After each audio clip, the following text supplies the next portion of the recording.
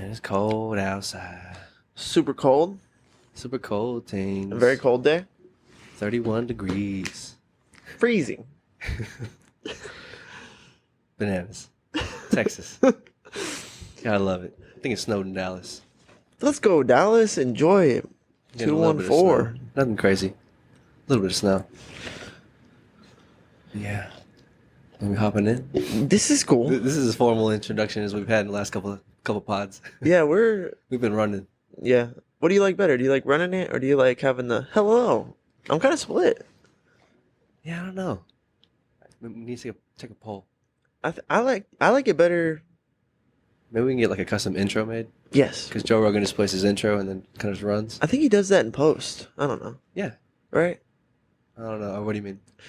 Like, I don't know if he plays it in the studio and then they jump in after that. I feel like they like do what we do where they just turn them on and then just start recording and then they cut it somewhere and then they put the intro in like you do light show. Mm-hmm. That'd be cool though still. Yeah. I like when we're like, hey, how are you doing? Episode 30. 30. Come on. Let's go. 30. Wow, I didn't know I was That's a lot. doing it, but that's awesome, right? Boom, we're in. We're in there. I'm trying to think of a great number 30. What's better? Oh, sorry. Continue. I don't know. What was Ray Allen wear? Ray Allen? I don't know. Okay, put a pin in that. Yeah, put a pin in that. We got the internet. Yeah, I'll come back to you. But Yes. anyways, because it's so I think about it like basketball. Uh-huh. Like when I come into the gym, I like shoot some free throws. You ever get like right next to the rim and you like shoot with your left hand, shoot with your right hand, and then I kind of start going into like the more heavy body work, you know. Mm-hmm. And I like doing that with you guys here too. Because sometimes if I just try to jump into like me talking at a high level, because we're running, I have to like trip and stumble and fall. There we go. I like Yes. I like the warm up, the natural We're vibe. walking. Just a little jog.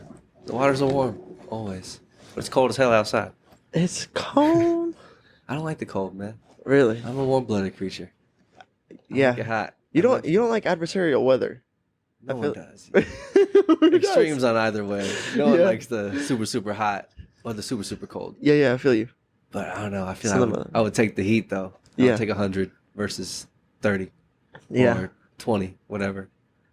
With the wind chill, whew, Go on. What's the difference? I don't know.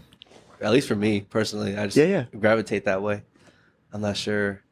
I think the cold is just so blistering sometimes. You know, Cutting. that's what cold does. Yeah, It's frigid. It cuts through your jacket. It cracks things. Trying to think of more ways to express like Mhm. Fractures. It breaks you. I don't know. At least me. yeah. I No. much prefer the heat. I'll The take 100 heat, the heat degrees. feels more like something you bear the load of. Like Mhm. it's hot, It's heavier. But, yeah, but you're like holding that up, and like you can kind of like I love the sauna. yeah, right. You Yeah. can kind of like I don't want to say like man up and handle it, but there's Mhm. something there. You can be like, all right, like it's hot, but I'm all right. But like the cold is like taking from you, it's taking your soul from your Yeah. spirit, like Yeah. it's draining you. You're like my strength, my strength to fight the thing. You're Mhm. taking that. Mhm. Whereas Yes. like the sun is taking your like hydration.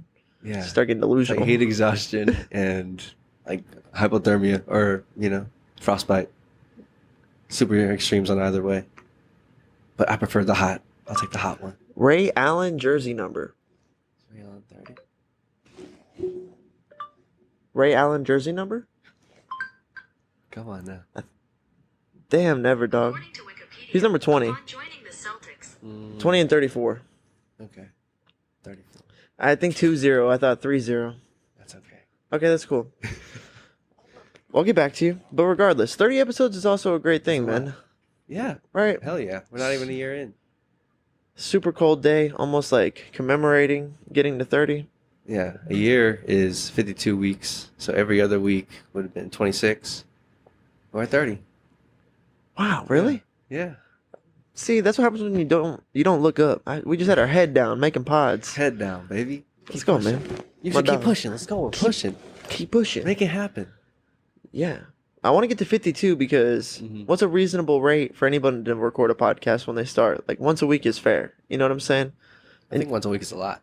It Or maybe not a lot, but that's a fast pace. That's solid. It's definitely a lot, especially from an accounting perspective, because like Mhm. to do 52 in 1 year means you like never have to miss a week or never, take a break or take a holiday or something like that. You know what I'm saying? Mhm. which would be like difficult to do. So 52 is a respectable ass number, right? Yeah. Yeah. Joe Rogan's doing like 2 or 3 podcasts a week. I guess that's why I feel like one Mm-hmm. isn't asking too much. Mm-hmm.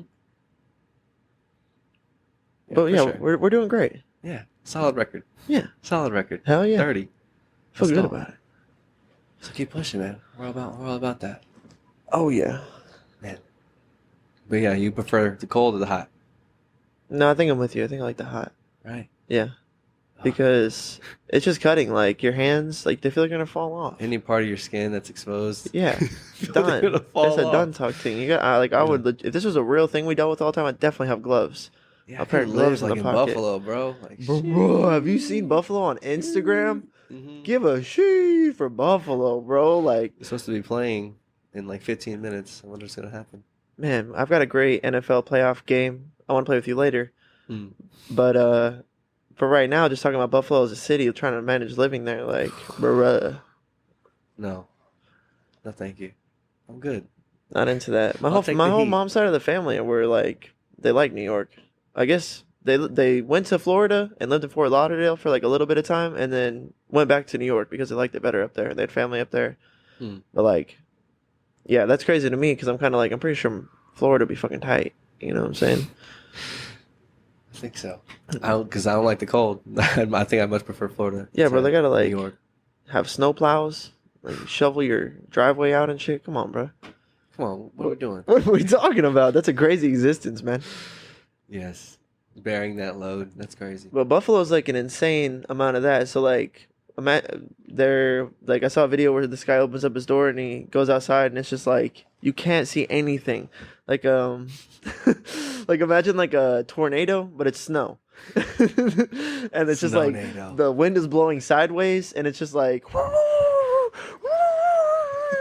it's just you can't see anything. It's just like impossible to navigate, you know? Oh my god. And then you see in the stadium, they're paying people $20 an hour Mm-hmm. plus like breaks and food and like I guess like gloves and shovels to shovel snow out of their stadium Yep, they're supposed to play yesterday, because they're not. It's so hard. bro. If they're down to do it, and like, at what point would the NFL have to say like, "Hey man, it's like snowing too hard in Buffalo"? But You can't play here. they're like, "Fuck that! We won home field advantage. Like we're taking home Mhm. field advantage. That's a big thing in playoffs, you know. Like Yeah. we're not giving it up because it's the weather. Because of Buffalo, our fans will scoop it out. Scoop it out. Bills Mafia, brother. Like it's hard. It's hard. So I don't Yeah. know. It's like I wonder how many volunteers they got. How many do you think they got? on Instagram. Dude, I don't know. And how many did they pick? If the Colts asked me to do it, I might do it. You know what I'm saying? It's just like fun to engage with your fan base like that too. Like as a Mhm. fan, I'd be like, yeah, dude, I want to go feel like I did part of the win. You know, like I was, That was a part of the game. yeah, I helped them out or I something. helped them out. Yeah. So Like like, the water boy, bro, for real. with that being said, I Does the would water boy get a ring? the water. Or like the, you know what I'm saying? If he doesn't, I'll give him mine. That would be me if I were the Yes. quarterback of the Broncos or whatever. You know what I'm saying? Because he Yes. deserves it, like, or the spirit of that. You know what I'm saying? That the Mhm, fans, mhm. like even the fans are the most important part of the game to some degree. You know what I'm saying? Like the spirit of the love of the sport. Like the guy that's just there to literally put water in these players' mouths because he's like loves the game that much or whatever. Mhm. I think that's the thing that should like be rewarded. Maybe Ball more. boy. Yeah, you know what I'm saying? Like, Mm. let them keep the ball. Like, we're giving balls to kids all the time, you know? Mm. Crazy. So, I don't know how we got talking about that. I I don't don't know. know. For the love of the game, Bills Mafia. Yeah, Yes. they've got such a Snow plows. Living in the cold and shit. Yeah, bro. Crazy people. Crazy people. I couldn't. Makes you tough. Okay. Got to. You gotta be. Russians are tough. Ugh. Yeah, there's nothing forgiving about that cold.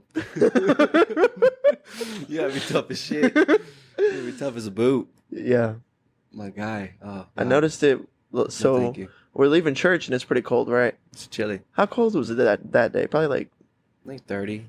high 30s because we weren't close to freezing. Because that's what I'm always watching for. Because as a kid, when I got cold, I'm like, Mom, is it going to snow? And my mom would be like, no, it's like 40 degrees. And I'd be like, that's pretty low. Work with me. She's like, it would have to be 32, and even 32, it doesn't like snow. Like it's tough. Like if it is, it just isn't. It has to be like -20 for sure. But if it's at least 31 degrees, we might get some ice. You might get like the day off of school because it's icy. And I was like pretty heartbroken by that as a kid because it's like the weather. If you track that thing, it's never really getting down to 32. It's super rare. We get it Very rarely in Texas. like twice a year. It happened, maybe that, yeah. At least some ice a couple times a year. But snow, full-fledged snow, we had that in February a couple years ago, and that was the first time in forever. Yeah, so many things That that shit happened. was wild. Crazy. It snowed twice. That was That was awesome. crazy. It was awesome. We weren't ready for it. It's It was cold times, brother. Well, Cold times. you were cooking on a barbecue for warmth. What were you doing out there? Yeah, we got our stove is gas, so like when the power would come on, we'd be able to turn the stove on, and then when the power would go out, if the fire was lit, it would stay lit because it was gas at that point. But you needed the electricity to get it started.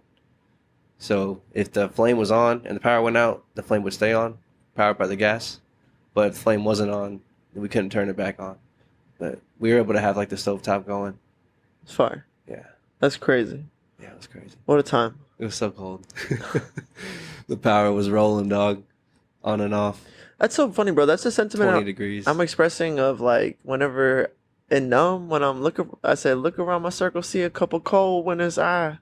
Like that line is just me saying to myself, like when I look at you guys, I remember when there were some cold ass winters, bro. Like I was, staying in my friend's garage for a little bit during the winter, and then it was like partially in the name and of being dedicated and devoted to like getting this thing to like continue to go and like invest more of myself into making music and making podcasts.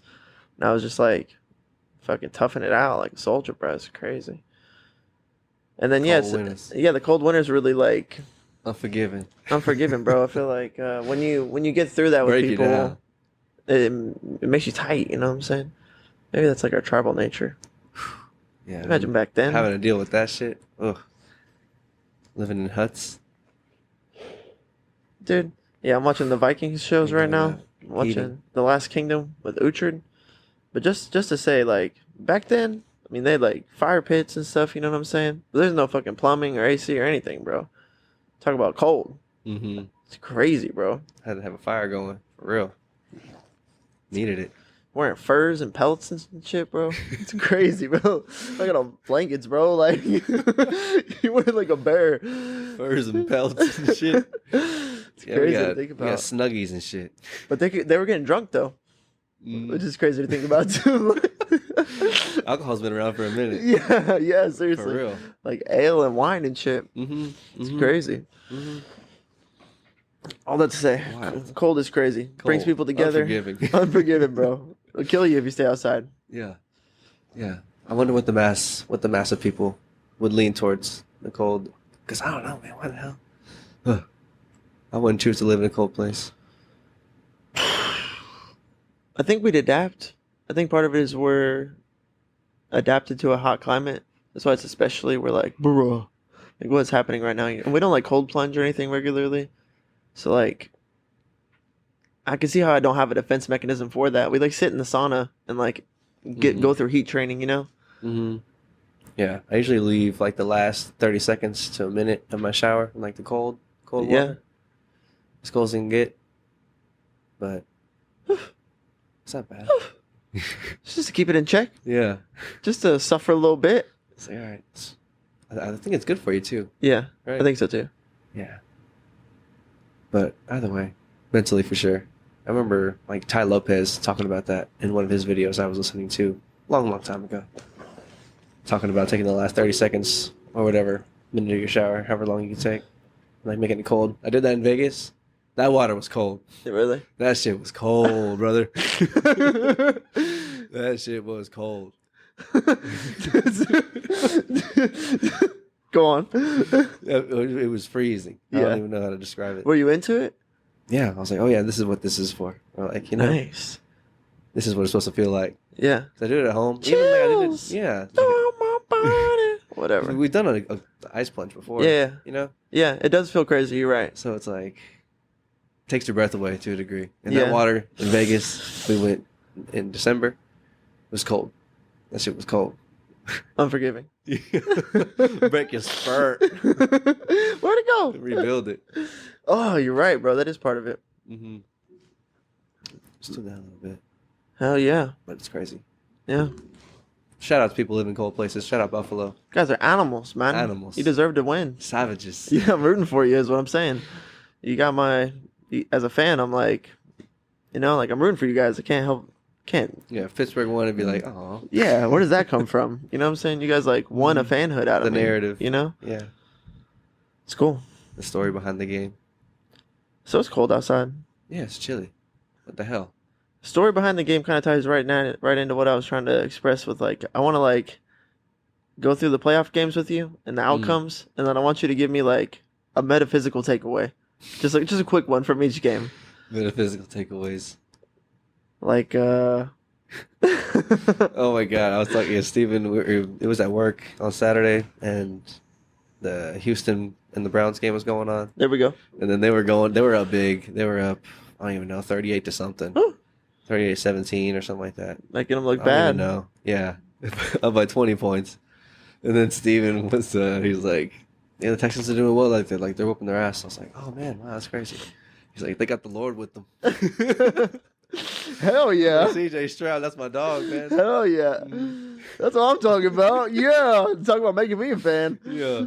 I'm into it, bro. I mean, it sucks because they knocked my team from the playoffs. I'm like, Oh yeah. it's just, The Colts. but just like as an Sorry. objective observer of the league, though, I'm like, I almost want to root for Houston because I do appreciate the way CJ Stroud just been shouting out Jesus every time he dubs, like a good Sunday Christian. You know what I'm Evangelist. saying? Yeah, man, it's fucking awesome. Like, Yeah.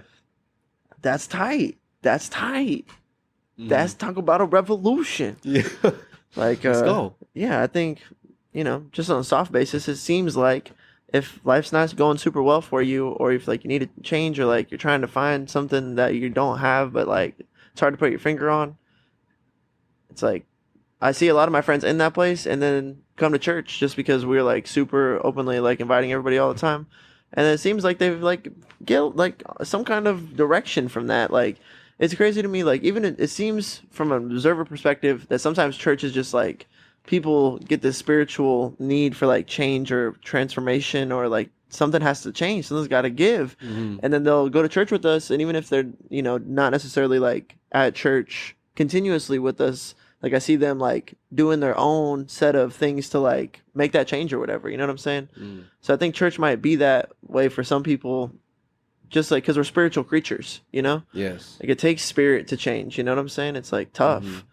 And but then like watching CJ Stroud and people and like church attendance going way up at church, and like just over the year too, and watching more people prominently trying to be like, yeah, man, like praying NFL teams praying is on Instagram a lot lately, whereas like I don't usually see stuff like that. It's kind of dope. So there's just like this in my mind. I see like a swell of people kind of like going to church again, and I'm like, it's dope. That's dope. Yeah. I think so. I think so. Right? Kanye dropped Jesus is King. Yeah. So I was thinking about that, laying in bed, Crossover into looking at the meta. Instagram. Yeah. Kirk Franklin. It's on Chance the Rapper's album. That's tight, bro. That's a nice push. Big Sean mentions him. I remember he mentions him in, I don't even know what song it is. He mentions Jesus? No, Kirk Franklin. Oh. Listen to Kirk Franklin at Kanye's house. I forget how he phrases it. That's tight. Yeah. I'm about it. That's tight. There's something to that that's important. I think so. Yeah. I But think it's cool. it's hard to put my finger on. I'm trying to break down my own thoughts. I'm like, why do I like that? Why do I like this swell of Jesus? I'm like, there's something there that's, I guess because of maybe I was getting a little bit worried that things were going south for us as like a culture, because like 2010 through 2020, we things got kind of trashy.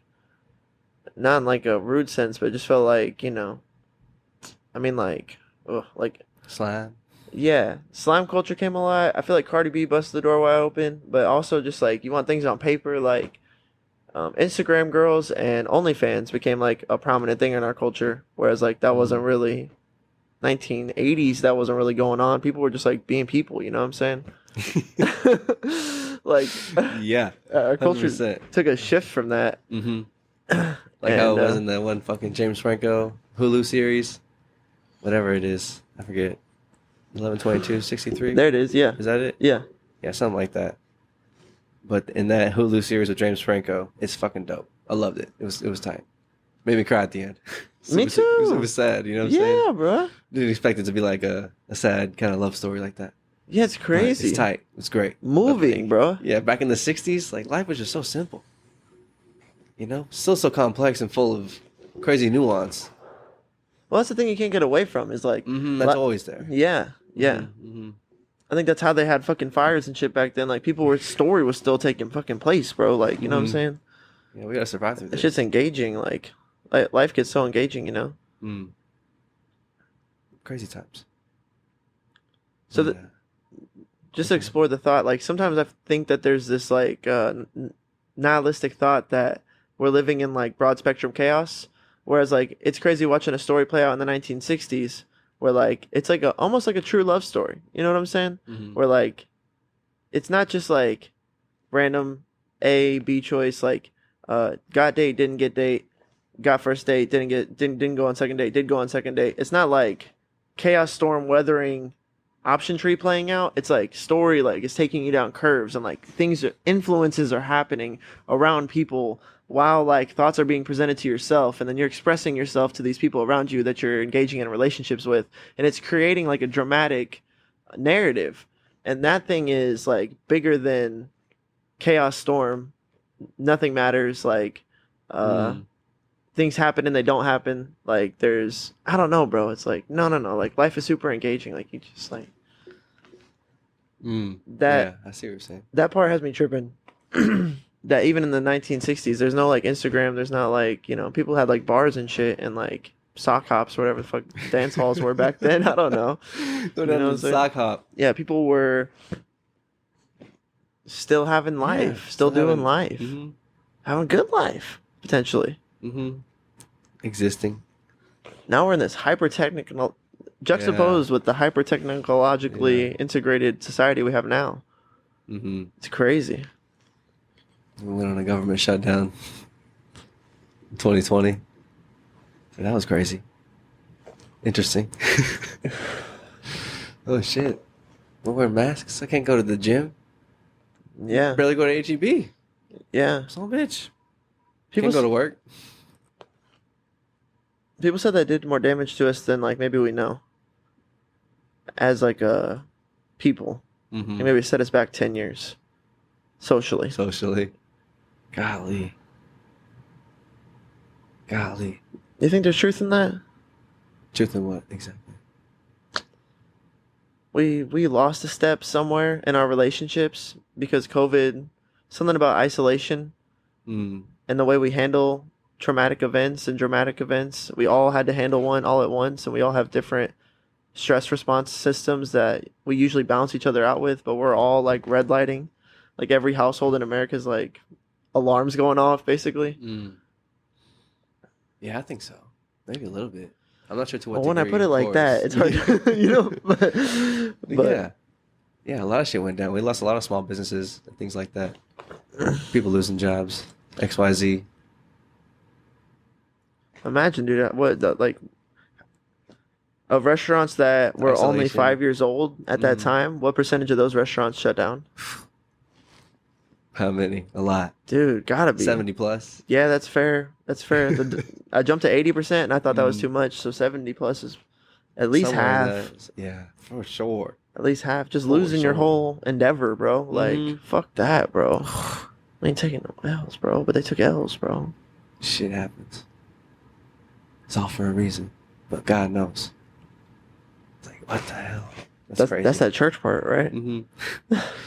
It's that blind faith part. But man, yeah. So that was a lot that happened that last time. I forgot we were talking about to bring that to that.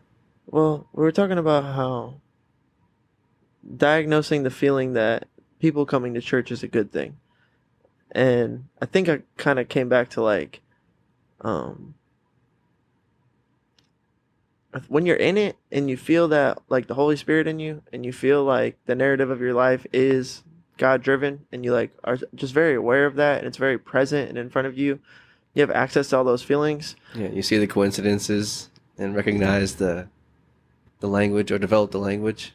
And understand like you're feeling like, man, God's really is like in my life. Like you I see him or I talk to him. right? Mhm. You're taking those moments and you are glorifying God with those. You are like giving credit to him. And that relationship of like my life isn't just this chaos. It's like written to some degree. It's like working with me.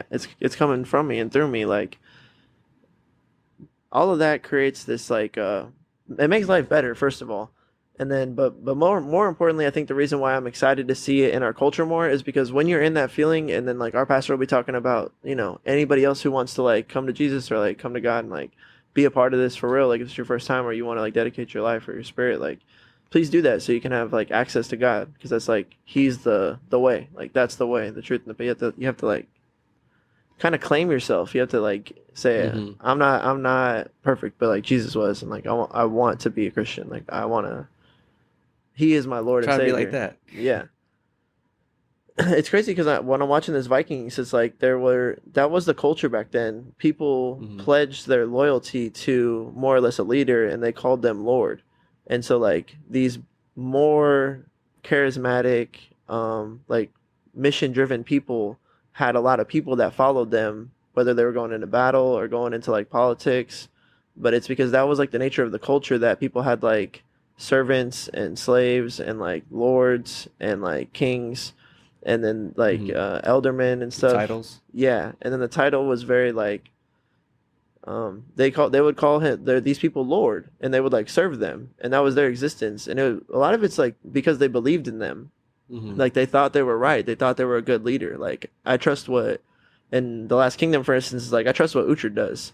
So like that's my Lord. Like if he wants to go into battle, like I'll go. Like they have this like it's crazy because then it gives me more perspective on when we're talking about like the biblical times, and he has these like apostles following him. It's crazy because I'm like, oh, like it makes sense because I see another culture like that, and Mhm.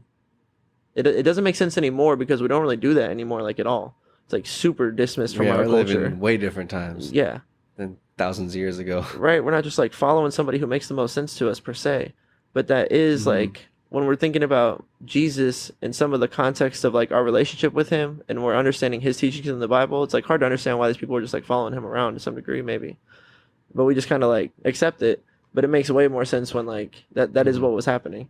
Yeah, yeah. I've seen. Have you seen the show The Chosen? No, I need to. Yeah, it's on. I think Amazon. Hmm. Pretty sure it's on Amazon. If you have Amazon Prime or whatever. I do. That bill hits, and I don't do anything with it all month, and I'm like, man, what am I doing? Son of a bitch. Yes.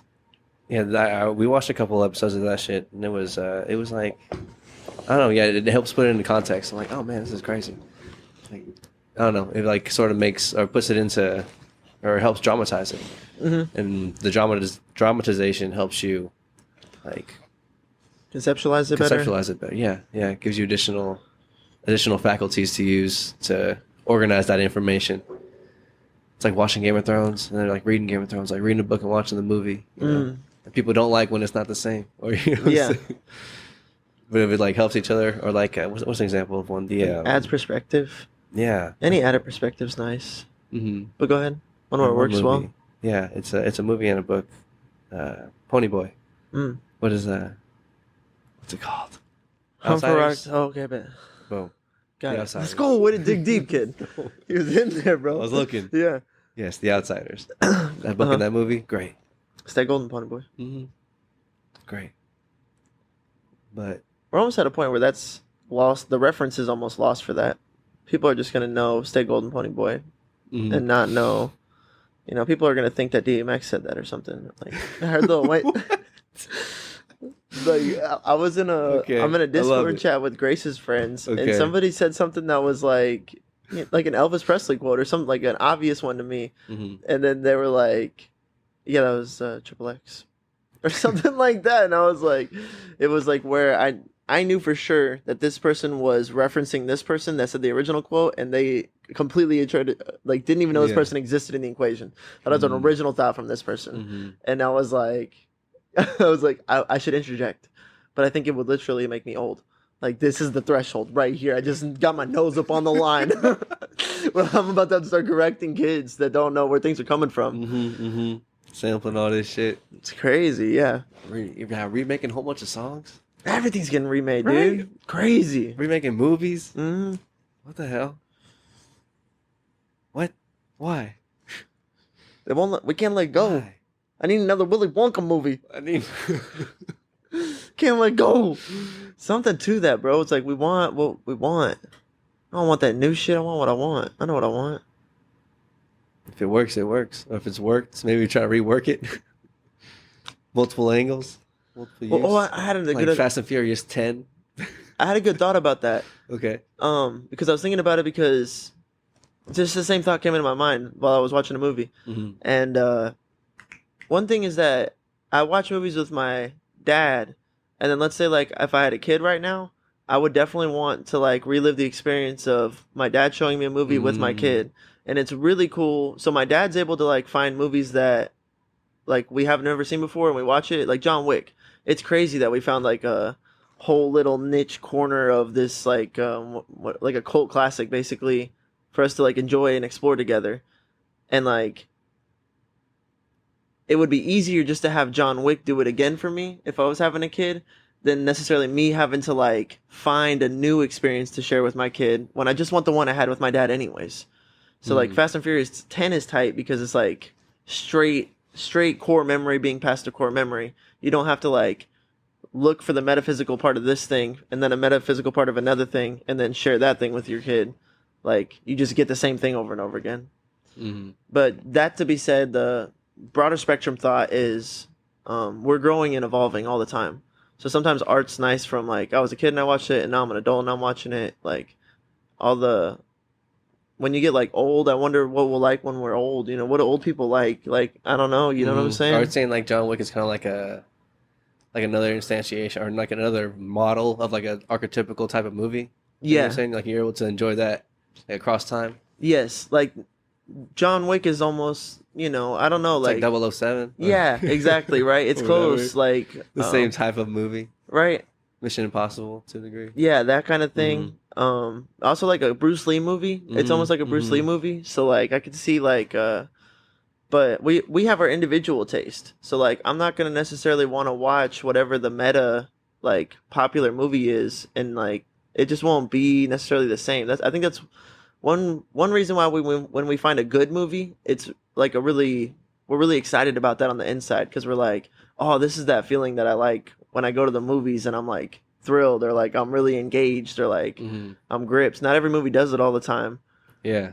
And so I'm invested. I'm in this bitch. But yeah, John Wick in that instance, I feel like it happens in fantasy movies a lot. Like Lord of the Rings was like that for my mom because she read a lot of like fantasy like wizards and King Arthur. Like she loved King Arthur.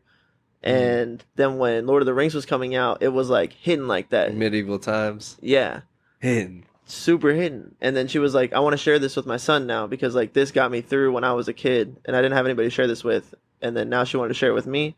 And that's something about art is like that, where like I think that's why we revisit things in our culture because there's something about we want to like revisit it as we grow up and mature. And like you go from Blanco to Añejo, but you want to remember some of the stuff that happened in Blanco, like as an Añejo, as this like mature version of the thing, Yes. I think that's why it works. I think that's why it plays out, or at least like it could be, Something like that going on for sure. But yeah, I guess like there are remakes, maybe not or like literal remakes, like remaking the same movie or like making a movie in like adjacent with the original movie, like something like prior or something after or whatever.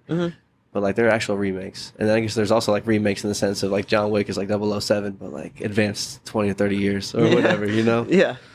So I guess in both ways. But yeah, I guess like literally like in Lord of the Rings, like if you missed like the movies when they came out, there was like the Hobbit series and all that kind of shit. You know what I'm saying? Yes, exactly. Right. So you'd like share it like literally with them and like experience it with yourself as well. Hitting everybody. Yeah. Hitting everybody. They love that. That's like a well done canon of that. You know what I'm saying? It's like I know what you want. I'm gonna like Harry Potter kind of try to do the same thing where they're trying to create like this generational cross. This is my alarm for my meeting that I'm supposed to be at right now. but I'm here with you guys. We're here with you. I'm taking this life. Taking it. Come here. I'm going to it. I'm ascending to it. Okay, but back to what we were talking about. I didn't want to lose it. I had it. God dang it. Yo, regardless, Yes. cross-generational, Trying to make Harry Potter stretch. cross-generationally, so that the kids, like, you know, my generation, like, I feel like I was like if you were in elementary school in like 2000 through 2008, then it probably hit you in stride, and then those people are now like 30ish, 27 to 32, and if they can revitalize that thing that they loved when they were a kid and create it in a way that we can share it with our kids, then it's like cash out, cash out, cash. Everybody's winning. Everybody winning. Yeah, I guess they, they did try to do that with the what's that movie called? It's like Fantastic Beasts, whatever it's called, Fantastic Beasts, and whatever else, whoever else is coming along. That was no Hobbit series though. Hobbit series was lit. The Hobbit was pretty litty. And it's dope because did you go watch the original 3 when you finished The Hobbit? No, I don't think so. I did. Yeah. Right back into them. Okay. Which is good. Okay. It's good for everybody. You know what I'm saying? You yeah. revitalize that thing. You bring it back to life through Was new it better the perspective. second go around? I was so into it, bro. Like, you ever like, man, I remember vividly because I was in this like little pocket. I was in this little pocket away from everything. And I was like a warm fire in this Tolkien. freezing winter, dude. And I was just like, endorphins are dropping because I'm so gripped with the story. And I know I have like 2 more whole movies to watch after I watch like the first Lord of the Rings. I'm like, was so... But then slowly as you get to the second one, you're like, oh, there's only one movie left. And I'm enjoying this movie so much. The fleeting nature of time. What am I going to... This is hurting my soul. And then the story's like climaxing and I need to know what happens next. And then you're watching the last episode of the series and your heart's breaking because it's about to end. I don't know how to handle that sometimes, bro. At any rate, that's why I remember it so well. You still haven't seen the last episode of The Office, right? I've watched it. Oh, you watched it? I watched it now, for sure. Okay. That's hilarious. But, yeah. I don't think I've seen the original 3, but I haven't seen them again. I think, bro, I honestly don't know if I'm lying to you when I say that. But go on. What?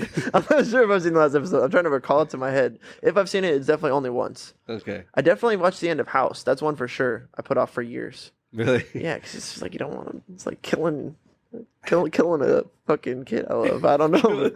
One of my best friends. The idea of... ending that communication line.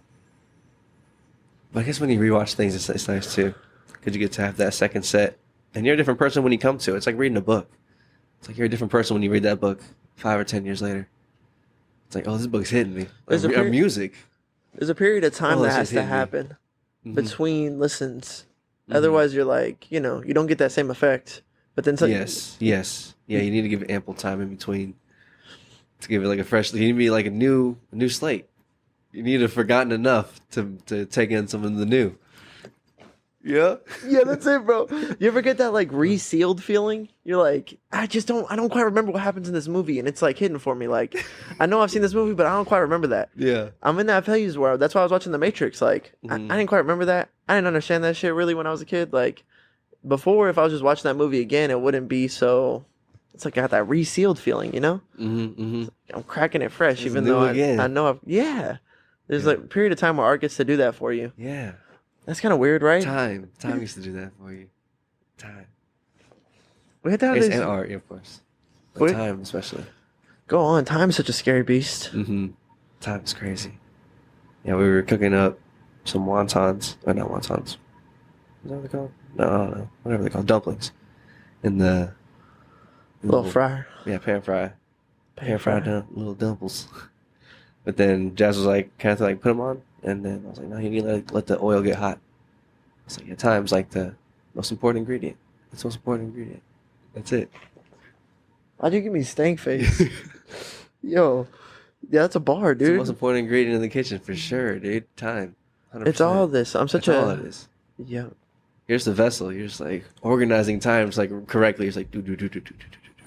Bam. It's like time. And then it tastes good or it doesn't taste good. It's like truth, dog. That man hitting. You explaining all that to Jazz? Not all of that. Get in there with it. I'm just kidding. Time, sure. Yeah, for sure. For sure. There's not a lie told, bro. Mhm. Like I feel like that's all in my personal experience. I have these like moments where I see my own folly, and I'm like, I always want it all right now. I'm always like not having a good time because I'm not there yet. Mm. And I don't know if it's because like that's how I felt as a kid. I was trying to like lose weight, and I was like, I'll enjoy life once I've like grinded through this fucking thing I have to do, but I don't have it right now. Mhm. And then my life has just like always felt like that since then. Where like I'll enjoy life after I get to this thing that I really want and have to work really hard for. But like right now, it's kind of like, oh, I just want to get to that fucking place already. Mhm. Yeah, I feel you. Trying to put on weight, or put on muscle Uh huh. all throughout the latter years of high school and college for sure, and like all the entirety of college. You know what I'm saying? Just being on that climb, on that hustle, on that grind daily. Yeah. It's like, I'm not there yet. Yeah. There's a whole lot of that. Yeah. Eventually, like you get there. It's like, oh man, I'm there. I did it. I feel like that But sometimes, it's always something. Yeah. and then sometimes I'm hyper aware that I should have been more. Like I like where I was good enough. Like I should have just been like more proud and happy to be where I was Mm. instead of feeling like I'm not enough, I'm not there yet, I can't enjoy things yet. Like I'm like, man, you just sound youthful. Like even my young rap, I'm like, oh man, like in my own head back then I was like, this shit's not good enough for anyone to ever hear. And now I go back and listen to it, I'm like, no, it's great, dude. It's great. You just sound young. Like, but that's fresh. Like it's almost nice to hear someone sound young. Like, or just with that tint on it, it's almost like appreciable. Yes. You know what I'm saying? Mm-hmm. But it's really hard to I don't know if I ever could have people try to maybe express that to me when I was a younger kid. Definitely like something I've heard before from people. But a lot of times I'm like, bro, like I can take a sleep when you're dead. Like I can feel good about things when things are good. Like things are good. And I'm like there's something about young angst maybe. I'm not sure. I'm like Mm-hmm. I've got FOMO, I've got fear of missing out on the life I want. So I'm like, they're good, but they're not good. You know what I'm saying? They're not there. We're not there yet. Yeah. Yeah, I don't know. Maybe making sure the sacrifice is just, or you know what I'm saying? Or, yeah, I guess if you don't have it, then and you have that hunger and you're like obsessed to the degree that you kind of need to be obsessed. It's like, come on. For me personally, I think I don't know if everybody's like this. I think what we're talking about is like Thomas Shelby trait, or like that feeling of like, I have a vision and that vision isn't what it looks like and I'm not okay with that. You can be okay with right now. Like truthfully deep down, like another way to express it is like I want more.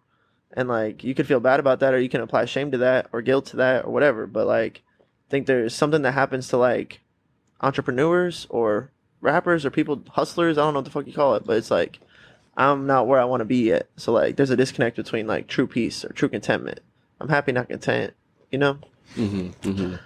Yeah, I think it's also falling in love with the grind versus falling in love with like a specific, like the body's an easy example for sure. It's like once you get to like a certain weight or like look a certain way, it's like well, you gotta go to the gym the next day even after you do get that. So it's like you gotta fall in love with that thing and whatever it is that you're doing. That thing sounds coarse and rough. What does it feel like when you're in love with it? Better. You have Still coarse and rough. Slightly unforgiving. Do you have a good relationship with it? Yeah, What's that like? it's nice. Yeah. Yeah. Yeah, just gotta keep putting it in. It's fine. Because we say these things, I think maybe that's the kind of interviewer I want to be. Because it's tropotypical almost what you said, or stereotypical. Like, you gotta fall in love with the grind. I'm like, what? This sounds terrible. What's the grind's love language? You know what I'm saying? Like, what does receiving love from the grind feel like? Like, where's the justification for the sacrifice? Why be in that relationship at all? You know what I'm saying? Like, what's going on there? Why do we, like, if we can dig deeper a little bit, you know what I'm saying? Yeah. It allows me to feel like the person who, like, conquers the adversity, or you know what I'm saying, who willingly participates in the suffering. It's like, right here, brother, from my way. Yeah, it feels. Send it my way. It feels like, good. Like Band of Brothers, bro. Like fucking running Karahi or whatever the hell that mountain is. Karahi, right? Something like that. I had it the other day and I couldn't find you. It's whatever though, Conahy. Mm-hmm. I don't think it's Conahy, but I was selling Conahios, so that's why It's Karahi or something like I that. think it's Carrie. Something Yeah. along those lines. But Band of Brothers, that first episode, is just like a great movie. That shit had me lit. It was great. But yeah, being the one who willingly participates in the suck, it allows the suck to not be so bad later on. There's something about the fact, And dealing with suck just builds that stat. yeah. Dealing with the shit. Dealing with shit. Making it happen. Well, why is that so? Why is that doing something for you? Hmm. I guess just the ability, or I guess in my story, you know, whenever the narrative brings like unexpected situation, I handle it from a place of I know how to handle unexpected situations. You know what I'm saying? Versus like just like responding to like modifications. You know what I'm saying? Yeah. Just like, no, I can handle this. I can handle this. I'm used to handling shit I don't want to do. So that's the thing. That's the thing is that we all have that in all of our story. Is that we're kind of like slogging through shit we don't want to have to do. Like Mhm. that's the nature of us all coming to work. Is like to some degree we all don't, not like it's not our ideal place. I'm not saying we don't want to be here, but it takes a mature perspective to want to be there because initially it's work. You know what I'm saying? Mhm. But like I think that's the thing we're appreciating is like when we're all together gonna like not be bummed out about it and we're gonna like willingly embrace the suck because of our mature perspective, even though like there's still something rooted in it that's like, ugh, you Mhm. know? Mhm. But once we flip that switch and we're like, what we're doing here is beating the thing that's trying to beat us. Like we're winning the boxing match because this thing is coming for our fucking my head top, you know? The entropy. Yeah, the entropy is coming at us Coming from all. my head top. Yeah, for real. Right now, bro. Uh-huh. And when we all like make a stand together and like I get swelled up by that and like we start like throwing punches and all of a sudden like we're progressing through our story rather than fading to entropy and it's like rich and luscious like chocolate cake and Ooh. rainforest. Yeah. Like Let's go. that that does something for my spirit, you know what I'm saying? Like that Mhm. does there's something really to that. Yeah. Yes, 100%. Yeah, that's why all the motivational videos are cool and why we like watching people win championships and shit, you know? Mhm. The willingness to embrace the suck. Embrace the suck. Yeah. Get on the grind. And that's what a relationship with the grind, it allows you access into that place where like Mhm. It helps build that stat whenever whenever anomaly happens, you know? mm, Or maybe helps you prepare for that. that's a really mature perspective to be preparing for anomaly. Like that's a part of what is dope about I'm just seeing it over the span of like where we're at now versus like the baseline questions that I'm asking that everyone asks at some point is like if your perspective matures even just a little bit, like I'm not saying I necessarily did a whole lot to deserve a matured perspective or anything like that, but just the natural maturation of life, it lets me see that like um, falling in love with the grind gets better like at mile 26 it's way better than miles 2, 3, 4, 5 because like as your perspective of things changes like your value of it changes. So like if you're watching your people around you's health start to deteriorate, but you've been working out mostly just on whatever baseline thought you have, but then like you're really healthy and you're like, oh man, like I appreciate it like a lot now. Like I am sacrificing like a little now to have a lot later. And I didn't like necessarily connect the dot like that back then, but this mature perspective allows me to see it for what it is now. And I like it even more now. Like I'm going to give more to it at this point. Mhm. And I think that that's the thing that happens a lot. Like you said, preparing for anomaly is like, as a kid, I'm not really doing that. You know what I'm saying? As times as an adult, I'm not really doing that. You know, Yeah. I'm preparing for the anomaly that I get signed. Yeah. Miracles, baby. Yeah. But like having insurance is a mature perspective to appreciate insurance. You know what I'm saying? Mhm. Yeah, having insurance. Reliable transportation. To want to come to work requires a mature perspective. Mhm. To be able to like really appreciate having a job sometimes, you know. Yeah, not being embittered by it. Yeah, yeah. That's the natural occurring 'Cause we state. gotta work. We gotta work. That's like our we get to work. That's like that. That's like our thing. No, we have to work though. We have to work. We're almost cursed by that. You know what I'm Yeah. saying? No matter what, you gotta do something. You gotta Have to. express something. It's within you, whatever that is. I don't know. There's a story where you're the main character doing some cool shit. It requires work. You're gonna you're gonna have to do something. Something. Because even back in like the caveman times, bro, like if a caveman didn't work, he'd just die. Yeah, like build a house, build a fire, fucking kill some something. shelter, eat some food. Yeah, bro, cook. Cook that food. Like that shit was not easy, bro. Like Mm-mm. Probably not. I don't think so. maybe That sounds crazy. I'm sure some cavemen got nasty. Yeah. We would get nasty for sure, bro. Mhm. You know, Give me some years. Figure it out. it'd be really visual. You could see who was eating. You could see who had a nice house. It's like that shit's crazy, actually. Yeah. Yeah, the hierarchy definitely like competence reigns supreme. You can see it. The competence you can see is a lot easier to like ring talk. Like we were talking about the last Yeah, time. yeah, facts. You know, versus abstract. We're a much more shadowed Status culture and hierarchy. than like in the caveman times. You couldn't help but see it. You're literally looking at it. You know what I'm Yeah. saying? That's it. But now we're in a lot more of this weird privacy social media domain. It's crazy, bro. Like, Digital money and shit. you ever seen somebody that has like a photoshopped picture for their profile picture? It's like obviously a doctored up picture of them. Like Photoshop, like a filter put on it. Yeah, at least. I mean, at least a filter. Yeah. But I've seen people like you're like that's not you. Yeah, like not in like a rude way per se, but like, man, like, but that's just kind of what's going on. Like, it's a social media presence more than it's like a accurate representation It's of like self. that Avatar in that one of those Black Mirror episodes, Yeah. right? The one where he's riding on the bike, Mm. and everyone has that fucking avatar, Oh yeah, yeah, yeah. right? You gotta buy like goo and shit for your Yeah. guy. Yeah, yeah. You're just riding your bike every day, earning your tickets or your points or whatever the hell it is.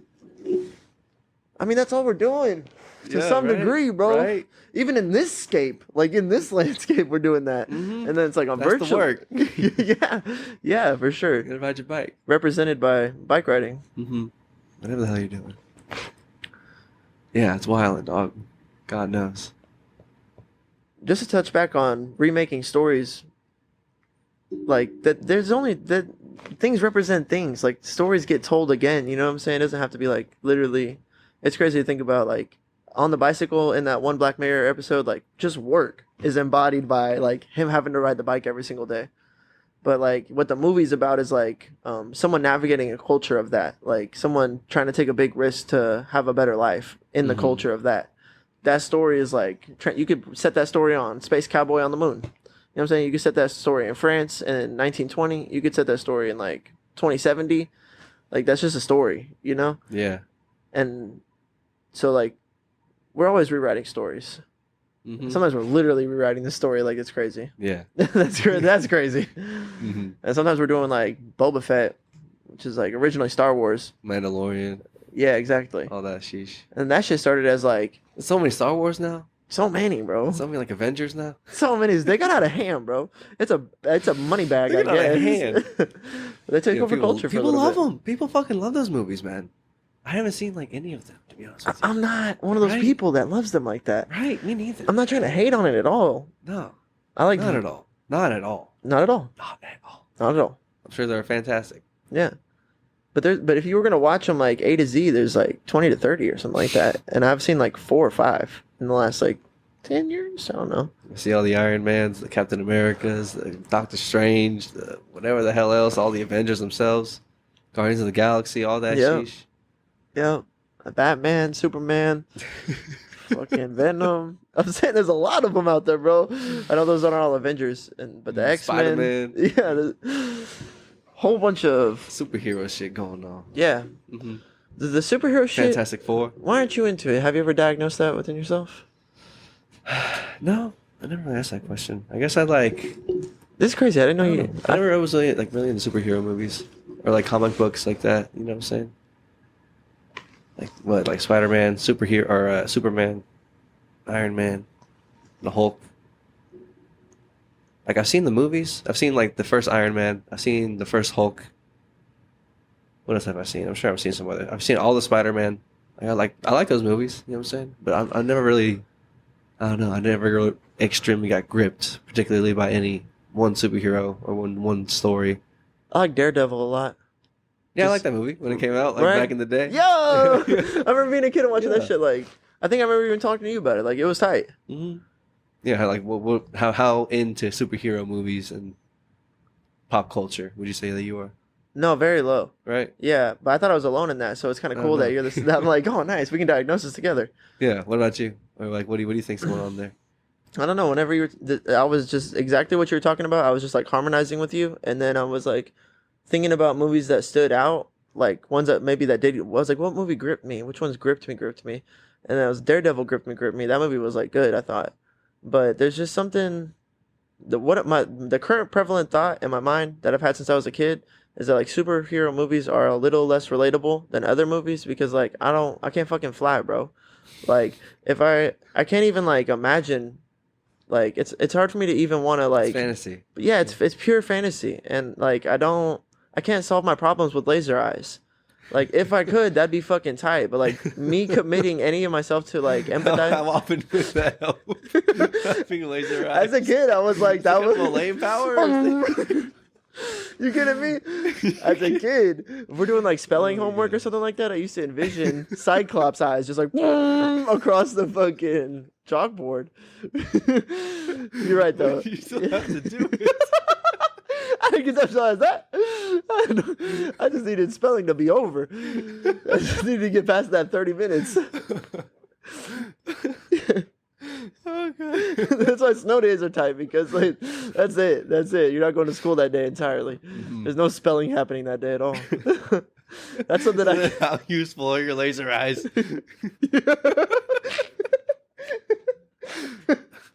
That was the Cyclops glasses on the ground. That's so funny. I don't know.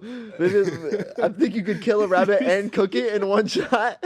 You could instantly have fried rabbit. No, that's a thought. Like a whole rotisserie chicken. Dinner's ready. Done. Oh, God. You're right though. You're right though. Just for killing people. He was just fucking up buildings and shit. Fucking up cars and roads. Well, It's pure destruction. what are your other options, right? You can have big claws.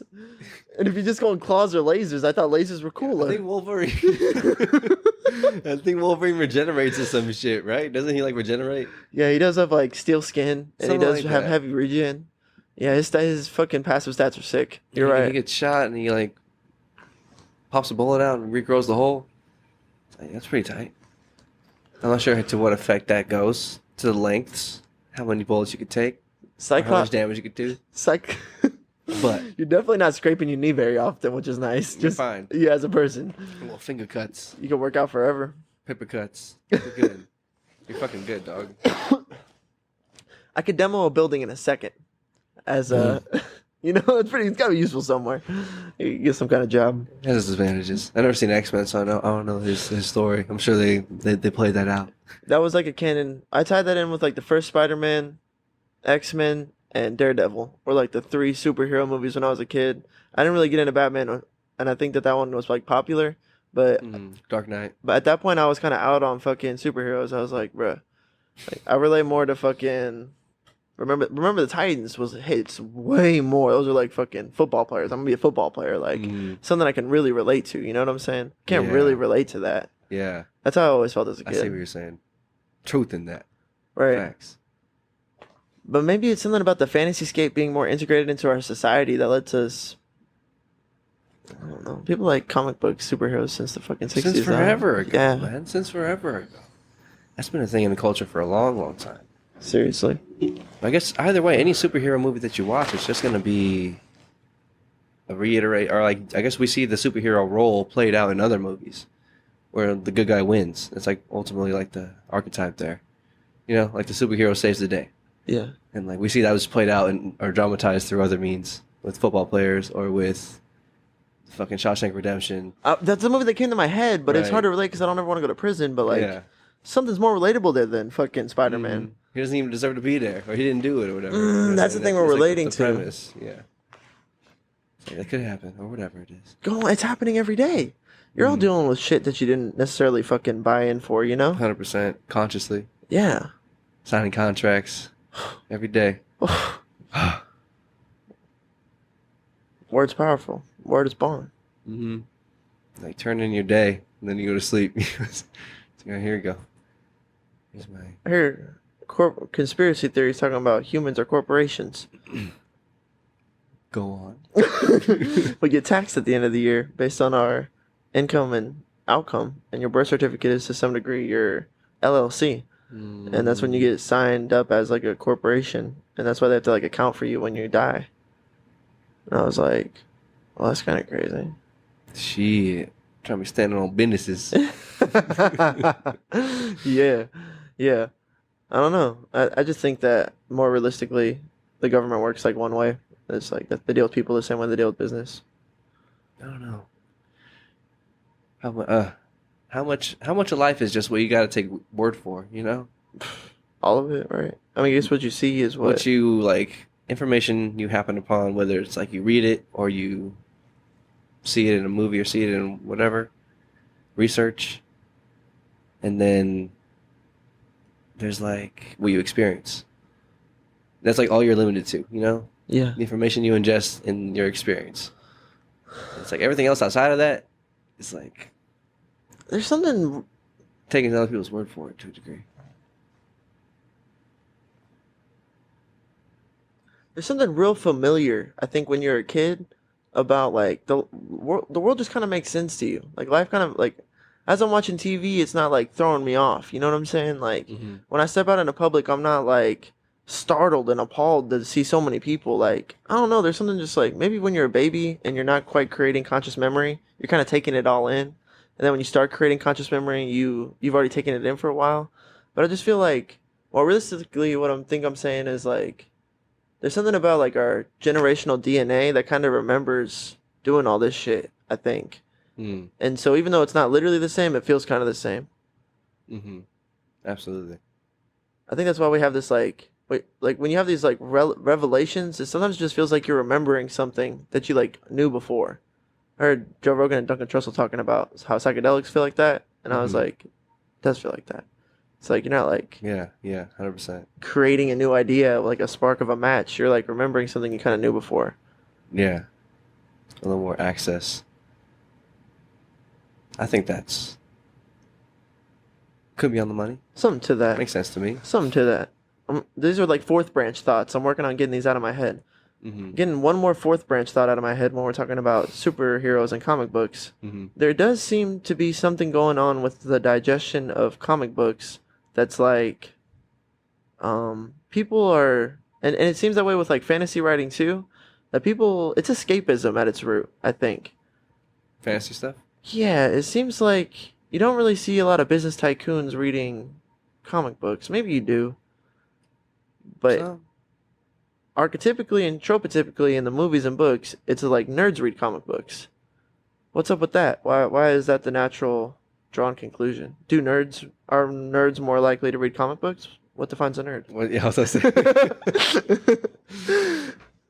say. I'm just exploring thoughts right now. I'm just exploring thoughts. I'm not, Yeah, what gave that tropotypical assignment in the movie that is representing like a high school drama, you know? Right? Right? Okay, so my theory is, At least back in the day. Right? I think nerds, quote unquote, are created by Yes. maybe I'm wrong, but I'm exploring this, are created by trauma. I think that there's something going on that like isn't healthy growth, and like in the children's society, those people are like kind of ostracized to some degree. But it's not necessarily that they're like there is something going on where like I think like maybe a kid's not having a good home life. Mm-hmm. And then they're not relating to life like all the kids around them are relating to life, and then they need some kind of escapism from that. And the comic books or the fantasy books are like the escapism from the ostracization of not the natural relation, not being able to relate with all the other kids with their experience versus their experience. Yeah, being different. Yeah.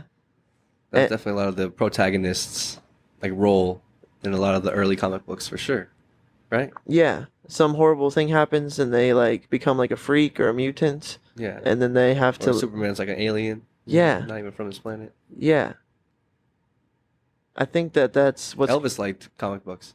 really. Yeah, Didn't he feel Mhm. alienated as a child or like To a as an degree, yeah. adolescent, right? Hmm. There's something to. I think that's what's going on there, and I think it's a trauma response because, well, not necessarily like we all have taste and preference, right?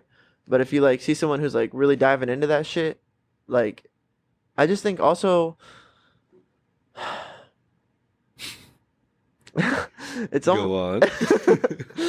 it's almost like I see these archetypical personalities playing out where people would like self-deem themselves nerds, and I feel like whatever happened there, like how they got to that like personality adaptation, it came from like some kind of trauma response, and I don't know, Hmm. um, like I don't know if we naturally make that association to like nerds or like people who read a ton of books or like even the people who are like trying really hard in school, some of that's like to like get their parents' attention or to like maybe their relationship, like their siblings have a better relationship with their parents than they do, and they don't know how to cope or deal with that.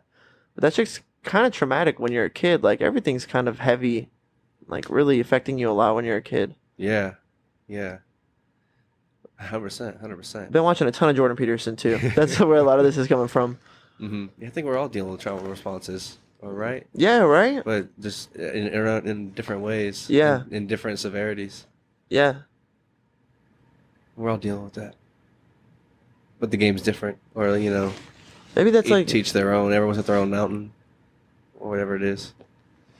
Their own narrative, their own story.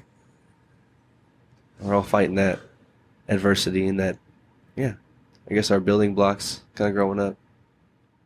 it's crazy. The Everyone's dealing with other that. like bridging thought that like to add just like a little more context Hmm. is like my dad, for instance, is like kind of a nerd, and he didn't have a great life when he was growing up as a kid. But also like physically, he like has glasses and is like balding and like technological guy knows everything about computers. Like you can almost like you're drawing up an image in your head of like a nerd more or less. Not IT like guy. IT guy. Like that's archetypical, stereotypical. Like, does that mean that like that type of person just gets born into generation after generation over and over again? Or like is that the response to something that happens to kids creates a personality that sends them down that path? And it presents physically too? Because like Hmm. what's going on there? You know what I'm saying? Hmm. Hmm. Hmm.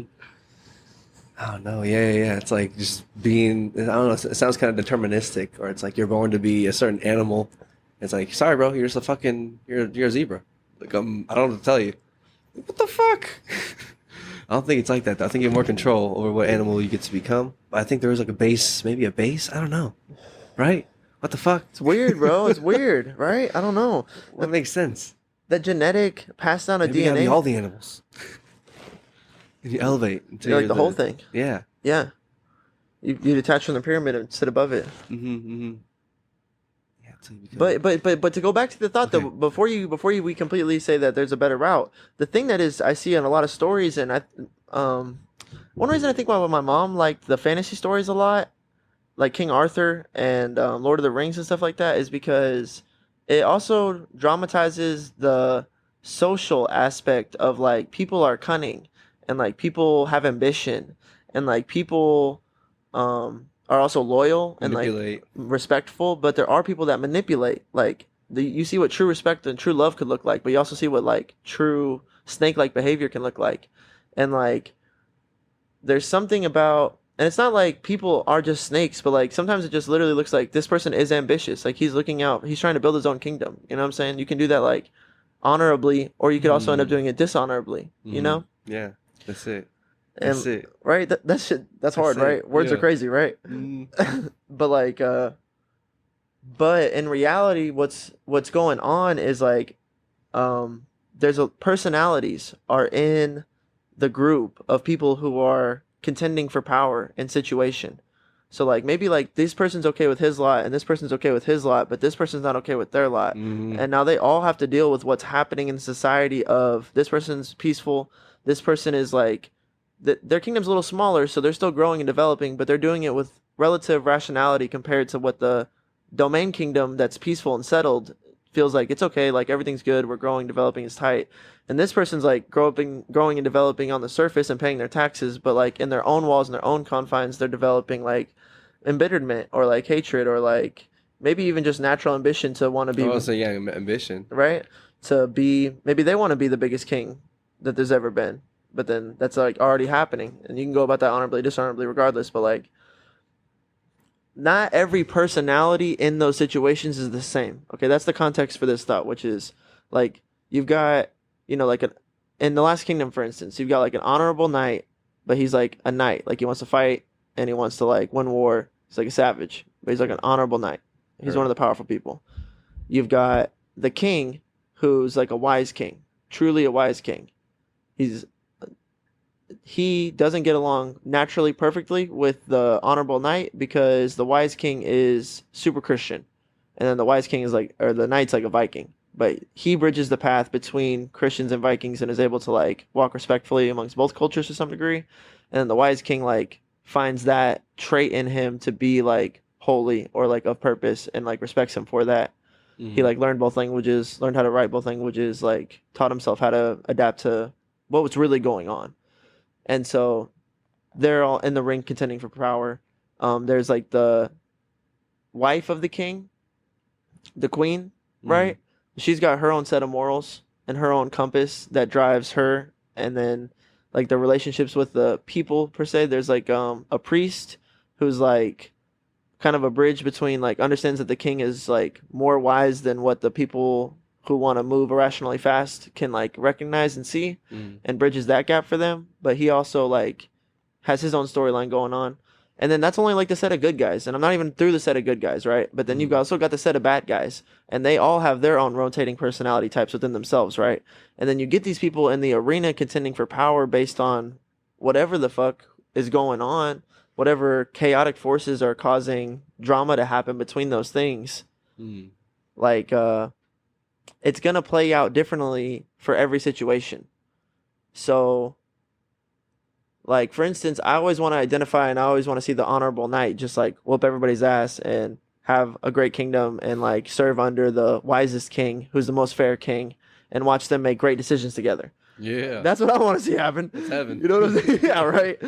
But, like, I don't know if every personality type can identify with or wants to identify with or should identify with the honorable knight as their North Star. Yeah, or whatever their identifying character. Exactly. Like there's another character whom like isn't as physically strong and hasn't won so many wars, but he is like cunning is like a word used a lot in like this like fantasy olden realm times. And he's like able to like manipulate situations and people to like try to get a result that he wants. Ultimately, it seems like the people that are manipulators are making bad choices, but like, so it's easy to see them be bad guys and like lose and die. I guess because there's like a baseline we're all working for good normally, so good should just work. Yeah, you shouldn't have to manipulate the truth if to you do what you want. Right, you should just be able to work within the confines of good. Of what truth the fruit that truth bears. Oh, that's just sweet as can be. Sit well on my stomach. Yeah. Yeah, that's what I'm saying, bro. You shouldn't have to manipulate to get to a sweeter fruit. Right, so most of the time these cunning people are ultimately seen as like villainous, and then they like there's definitely a character like that in Game of Thrones. Right. For sure. Archetypical. That's like a type of characteristic that plays out in a lot of different characters, I should say. But there's one particular character that embodies that, like probably to the fullest, personifies it the most. That's what it is. So take that. It's ideas. Oh, they're playing out through us. Yeah. They are. That's what makes it transcend, bro. That's why it can last 2,000 years, bro. That's the God you pray to, or whatever. Oh my gosh, why are we riding heat right now? Where's the fucking gas, bro? Okay. All of that, right? Okay, but then like so, because that's really what's ultimately motivating all these people is their own they're their own personality playing out within themselves, with the rotating thought of ideas and influences playing out through them at any given time. So like that's why the drama that happens is different every time. Like there's multiple seasons of different shit going on that they're all having to like contend with and deal with, and they're trying to just get to like a peaceful time, but like rotating personalities and character flaws playing out over the course of time, it's like difficult, more or less. It's always fucking bad guys coming around trying to do their own fucking bidding. With that being said though, imagine this set of like 6 to 12 good archetypical personalities, and then think about this set of whatever we would deem. It's tough to. Sadhguru would say there Slav. is no good or bad, but like let's just call them bad for this instance to conceptualize Yeah. it better. Murderverse. Sadhguru, they're bad. Mm. Murdering someone's bad. It's like you can't. Sadhguru is like you can't determine. It's like they did that. They are that. Like that happened. That's true. You apply good or bad to it. It's like maybe they were defending their sister, something Whatever, like that. yeah. Yeah. Well, the truth is not for you to determine per se. It's like you're an I think this observer. is a spirit, though. I think there's a spirit. Talk though. about it. There's the malevolence behind the act. You know. Yes. Should I The- sit the true- idly by hmm and let that thing be rampant? Yeah, I shouldn't agree with it. I don't agree with it. And so, I ain't trying to promote that. and thus we would deem it bad. Yep. So we've got our. With that being said, Thank you. God damn, I think you sat down, get crossed up, Sadhguru. Come on. got him. Let's sit down with him on Joe. Why not? Come on. All right, so 6 to 12 good personalities, 6 to 12 bad personalities fighting over time. It's hard not to detest the quote unquote bad personalities, but ultimately it kind of feels like that the metaphor for that is almost like the way that every animal is different in the jungle. It's like not every personality type necessarily should identify with the Honorable Knight, or like I should like. Am I trying to say that a geek went through a trauma response and they're not normal and they're bad? Nerds. They're nerds. They're geeks. Yeah, like I'm like, They evolved. yeah.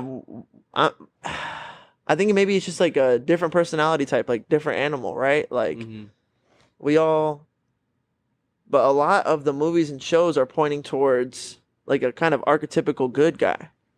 You know what I'm saying? That we all would like to embody, like to be. Yeah, I think it's like the astronaut. You know what I'm saying? Mm. One person is the one who goes out into space, or a select few, Mm. but everyone else is just working on getting them there. You know, like playing their part in that, like being the quarterback, right? It's a weird thing, dude. Right. Yeah. Yeah, it is crazy. I don't know. I don't know if defensive But then, linemen yeah. want to play quarterback per se, right? Like different personality, right? Yeah, different animal. What makes that be? They don't want to though? make dams. They don't like making dams. Not a dam maker. Not a dam maker. I don't make dams. That's cool though, right? Yeah, that's fine. Do what you do. Yeah. I eat grass, dog. Okay, I'm into that. eat your grass. Graze. Okay. Be an ocean creature. I don't know, bro. But yeah, different animals in a different kingdom, like different personalities. in So like the thing I'm emotional expression domain. true. Sorry, that was beautiful. Yeah, Those are beautiful words. The thing I'm trying to root out, I think, is that like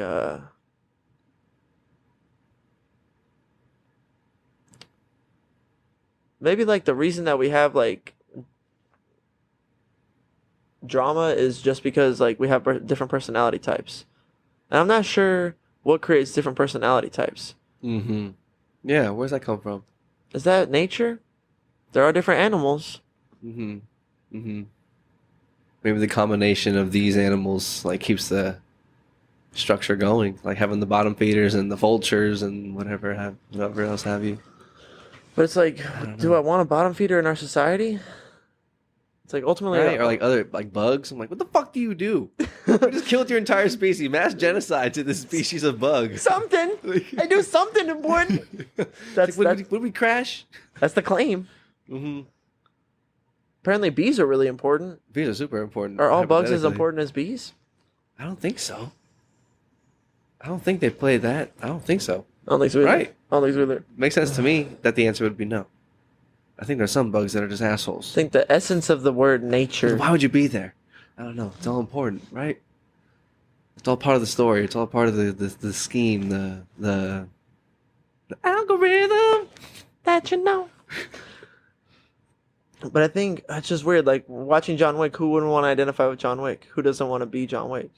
If you're like you want to be the concierge, like that's who you identify with in that fucking movie. You know what I'm saying? Or like the business owner, or like the bad guy, maybe. Like I'm trying to think of all the characters you could choose to identify with.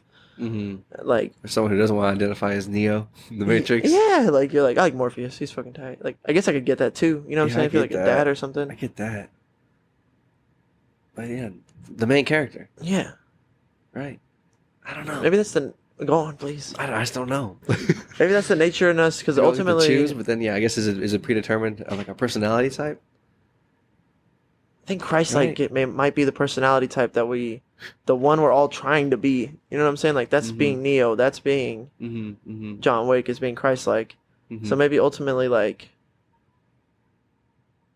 maybe we are supposed to be just like born and be Jesus-like. Like hopefully that's the most ideal thing. But we go through like the trauma responses of our upbringing, and that creates Our ideals. Yeah. And a lot of ideals are like set because of stuff you went through. Exactly the same thing, the same sort of trauma response, but in a positive direction. Right? Yeah. Yeah. You fucking yeah, bro. Fucking yeah, brother. Hell yeah. And that's creating like a personality. And Yes. that's archetypical because like trauma is archetypical maybe. Mm-hmm. Like, the stuff people go through is like to some degree like Similar. yeah, and for whatever reason people our brain does like when like if like your mom doesn't like love on you enough, you go like hard left, like you take an outside cut to the left, and like that's just like what happens in a lot of humans. Like we have that same response to take a hard outside left or whatever it would be, you know what I'm saying? Like whatever, all the different types of traumas that hit kids kind of hard, there's like some type of stereotypical or archetypical behavior pattern that follows that. Yeah, I think it's like what we're trying to identify in like statistics, or like, you know what I'm saying? Yeah, science, for sure. And numbers and shit like that. But that points to this bigger thought that I'm trying to get across or trying to explore, which is that like I don't know if personality types, if we're born to be different animals in the kingdom.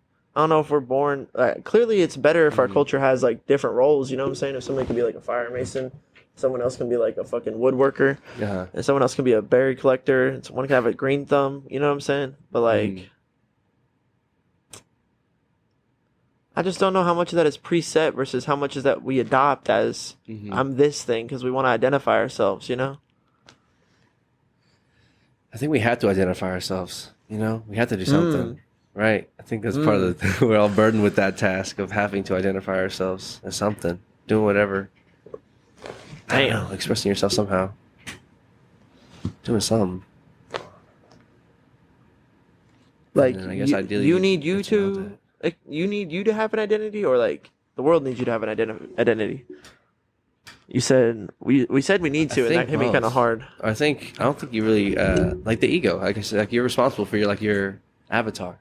Yeah, you gotta feed this thing. Same thing as you have to work. Why? Because you're gonna have to keep this thing alive. Because that costs money. This thing, this thing you're in. Yeah. And there's like a you. It's like watching your brain, and like your brain's like controlling your body. Like, you know what I'm saying? Like, there's like an awareness behind all of it. And like, your body and like your mind and like the spirit that's watching the mind, watch the body. Yeah. You know? Yeah. And you're responsible for this thing at this base level. You know what I'm saying? I guess base level is like, we're in the game. The shit you could see, whatever you could see, we're perceiving something. We're looking at something. Whatever the thing we're looking at, we're all looking at the same thing. Yeah. Literally. And life's kind of sweet. We all have your perception's a thing. Or like, we all have a HUD. You know what I'm saying? We all share that. Yeah. Whatever it is that our HUD is connected to. All of our HUDs. Yeah, you're right. Like, I look at this TV, you look at that TV. Like, I'm looking. The TV's there. Like, it's...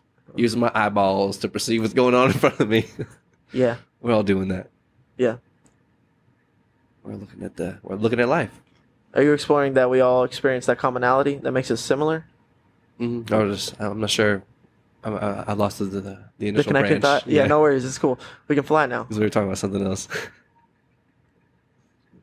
Definitely just talking about whether personalities are like... Predetermined? Yeah. Or if it's, nurture. The nurture side of things. Like how you were brought up. We all have like natural inclinations and like different gifts. You know? There is that. Some people have like a beautiful voice. Yeah. They can just fucking belt some shit. They make you cry. Yeah. It's like, okay. That's awesome. But think about something I'm just like innately good at. It's like hand-eye coordination for sure. Like I feel like I could like be on the spear throwing team for the caveman. You know what I'm saying? Like, okay. Just like baseline something that not everybody like has great hand-eye coordination like that. You know, like it feels like a gift to some degree, which is like some kind of natural inclination. That's why I like to play sports, or I like to move my body around, or feel more connected to it, or like explore that thing. I don't know what other people have, but I assume if you feel that thing, like you would want to explore it as a kid too, which would create like some kind of personality type based on those influences and the fuck that's like. I don't know, you know? Yeah. Yeah. I don't really want to cook. I don't know, man. It's crazy. Right? Because, yeah, everyone has a different... whatever they're drawn to. Yeah. I don't know. It's wild. Whatever interests you, that can serve to a better good. Because, yeah, I'm not sure if that's... if it is by God. And I like there's a story. I guess hypothetically, the answer would be yes. And God, like, did that for you, specifically for you. Yeah. And you're supposed to maximize that and live out this crazy story where you're the main character. And the main character... and being the main character in your own story means that you're expressing you through to the fullest, right? Fullest expression, fullest, truest, most authentic expression. You're living you that wouldn't have regret because you would regret not having expressed something that is inside you, I guess. You know what I'm saying? Mm-hmm.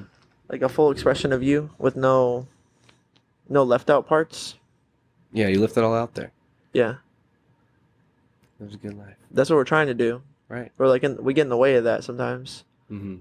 Like, I think that's a lot of like people's struggle is like they're not quite doing what they would like ideally want to do, or they don't even know how to contend with that question. What would you ideally want to do? Oh, that's kind of tough. It takes a while to get there. Definitely, like people in college are thinking about what I'd like to do. You know. Yeah, it's hard to or like from going from high school to college, and then having a major in something. It's like shit. Don't even know how to value anything yet. What the hell? It's a big decision. I value money more than time. It's like at 18, I could have made that choice. That's a big choice for such a young man. God damn. You know what I'm saying? Young boy. Yeah, or if you're going to say you're going to value your time more than money, it's still a big fucking choice, man. It's like you're choosing the life. You know what I'm saying? Mm-hmm. Yeah, who knows? It's crazy. But I don't know if it's all predetermined. I think there's a maximized version of you. I guess it is. I guess hypothetically, I do believe that subconsciously. But I'm not sure to what degree. Because I think you should be able to, like, wear many robes, you know what I'm saying, stretch your personality beyond its natural inclinations. Yeah. Be more outgoing or more, like, soft-handed or whatever it may be. The nature nurture the side of things, but when you're nurturing yourself, like the parts of you that you're flourishing and growing aren't always just the naturally inclined parts. Yeah. I'm with that. That's important, right? For sure. Yeah. Being well-rounded. More broad, yeah. The robe of many colors, whatever that is. Yeah. Jordan Peterson's talking about in the Bible. Yeah. Yeah, that's important. But yeah, I don't know. Personality types are kind of a crazy thing. Right. It's kind of a crazy What the thing, heck? dude. Because ultimately, that's what the issue is in the series or in the movie is that these personalities get, like, encapsulated by these ideas and ideals and ultimately create chaos that everyone has to suffer through. Yeah, create actions. You know? Yeah. Like, Trying to inflict pain or take control. You know what I'm saying? Yeah. Like villains. yeah, try to Saying, "I'll steal. control the world. Yeah, that is. For what? That's pretty archetypical. For what? So it could be mine, not theirs. So it could, or something. so I you could have feel in control. control. Yeah, that's really what. It's like, we're not. Yeah. That's why Yeah. they always lose. Yeah. And then it's gotten more sophisticated, more dramatized. I love that story. So many stories. You almost need to know it. Mm-hmm. It's actually important for you to know. I think that's the thing my mom was trying to express to me with these like fantasy books is like King Arthur's bigger than King Arthur. You kind of need to know about King Arthur because like shit's crazy. It's crazy out here. Like people will hurt you. People will try to like, you know, not steal from you always. People will try to steal. You gotta like watch out for that. People are gonna have like their own ambition. They're not always going to go about it honorably. Yeah, try to slander you or whatever it is. Yeah, you have to be aware of Guilty like reputation. You can't always sit there and be like, what the fuck's going on? I don't know what's going on. What's happening? It's nice to have like seen a movie or read a book and you're like, oh shit, I kind of know what's going on here, bro. It's like, you're acting like that asshole. Yeah. Fuck you, man. Yeah. It's embodying that behavior. Because you would maybe think you wouldn't have to be dealing with people's bullshit, but like you do though. That's the dramatization of the society aspect of the culture part. People exist and you gotta deal with that shit. Facts, bro. Fucking facts, bro. Like, I'm sorry. for the most part, there's something about aspiring to be Christ-like or aspiring to be like the honorable knight. I'm not sure exactly if not all protagonists directly correlate to a Christ-like figure, but a lot of them do. Yeah, the one who's willing to sacrifice themselves for the greater good. Mm-hmm. Mm-hmm. Right? Mm-hmm. Representing some kind of transformation, like not. A lot of times the protagonist is like more directly relatable to the user or like the person in the audience, so they're like a flawed character, whereas Jesus is like flawless. Like that's why Jesus' story is crazy. It's like imagine like a way better protagonist, like who deserved what was happening a lot less than your protagonist. Mm-hmm. A way harsher punishment. For way less, or for less. No matter what. To provide like the ultimate good. Mm-hmm. It's like that story's lit. Maximized archetype. Yeah.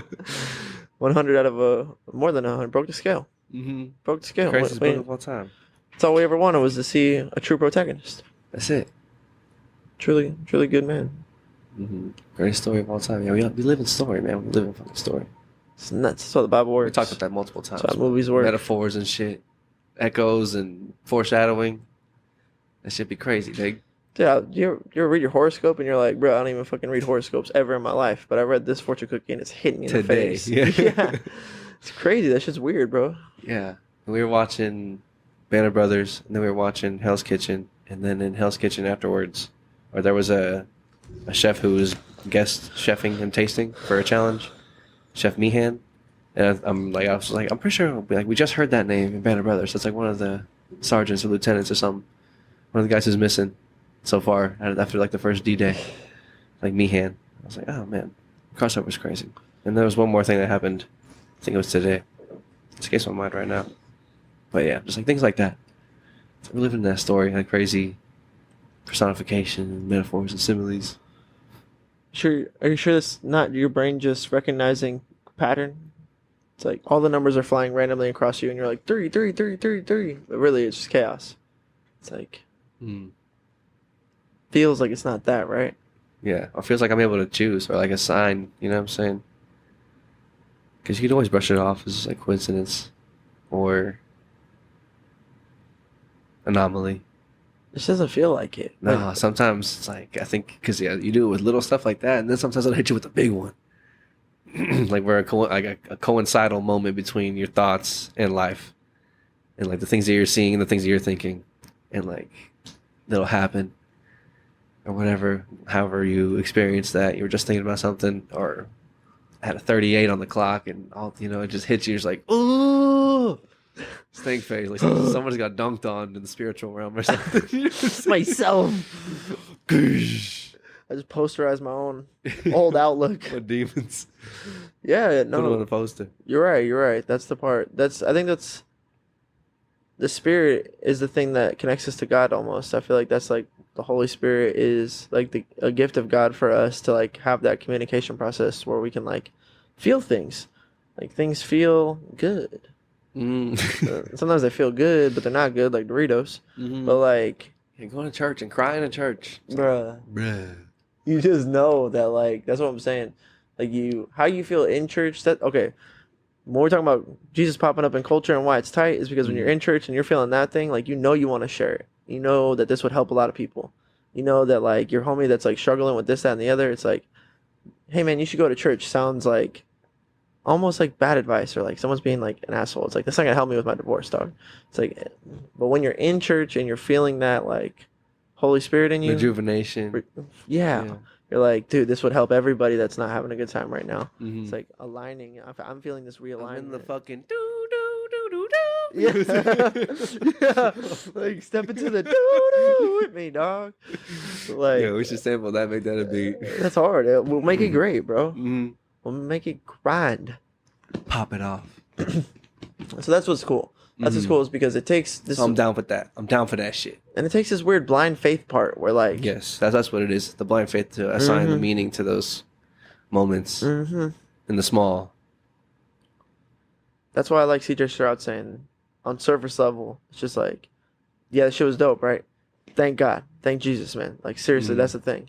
And, like, you would have to have a mature perspective to, like, and not just, like, a mature person perspective, but a mature Christian's perspective to, like, understand why, you know, like, everything you do is possible because of Christ. That, like, man, I, like, ask Christ to help me out, and I have, like, literally the best days. There's days I, like, realized that I had a bad day, and I forgot to pray and ask Christ to, like, enter my body, to, like, flame me up, to, like, dwell inside me.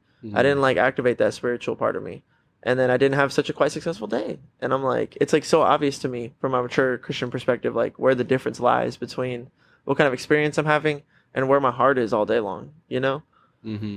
And you don't have that at first. You can't even like conceptualize it, because at first you're just like kind of like, I don't know, accepting that this feeling that it's giving you, this like truth that you know is like more true than like your control over your life or your predetermined output.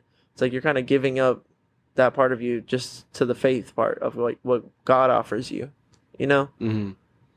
It's like trusting the outcome of the story.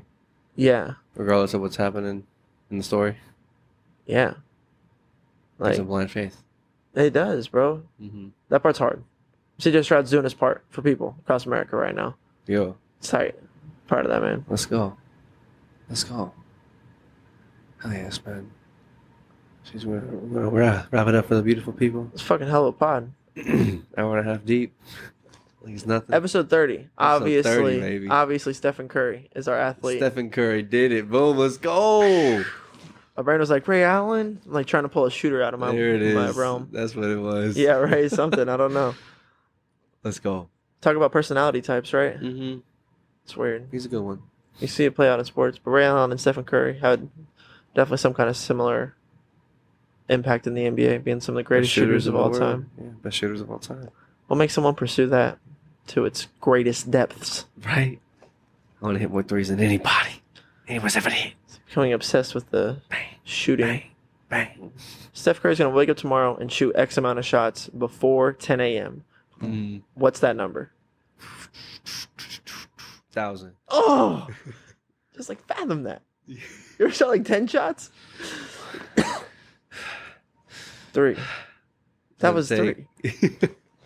I'm done. Yeah. 1,000. Probably take a couple hours. You gotta be shooting pretty fast. His heart rate's gonna get really high. His shoulder and arms are probably gonna get tired. But the constant pursuit of that makes someone be like Ray Allen or Steph Curry. It takes a personality type to want to do that. Yeah, I wonder how many shots, I guess, sharpshooters or any professional athletes putting up. I guess then shots can translate to any other sport, whatever other sport you want to metaphor it to. Reps are important. How many they're gonna do tomorrow? They're all doing it right now. You know what I'm saying? Everyone who's doing that is doing it today and yesterday and tomorrow. Yeah, you're right. That's what's up. That's what's up. That's what's up. I think that's tight. We think that's tight because we have a mature perspective of what it is to contend with life. How it is to manage time, organize time. Oh, like cooking. It's like fucking cooking. You're always making your dish of your life, you know? for real. You're always doing that. For real. And then you gotta eat it.